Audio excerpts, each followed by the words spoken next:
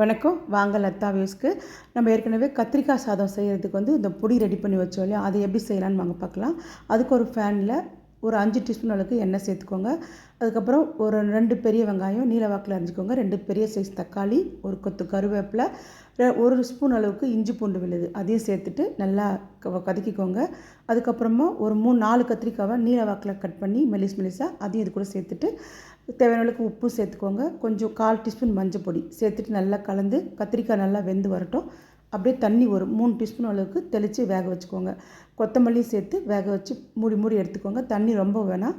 சாதம் நான் ஏற்கனவே வடித்து ஆற வச்சு வச்சுருக்கேன். இப்போ நம்ம ரெடி பண்ணோம்ல சீக்ரெட்டாக ஒரு பொடி, அந்த பொடி 2 டீஸ்பூன் அளவுக்கு இதில் சேர்த்துக்கோங்க.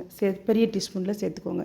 சேர்த்துட்டு நம்ம வடித்து வச்ச சாதத்தை கூட்டு நல்லா ஆறி இருக்கணும். சாதம் கலந்து இறக்கணுன்னா நம்ம மாங்காய் சாதம்லாம் பண்ணுவோம் இல்லையா, அந்த மாதிரி தான். அப்படியே ஃப்ரைட் ரைஸ் மாதிரி இருக்கும்.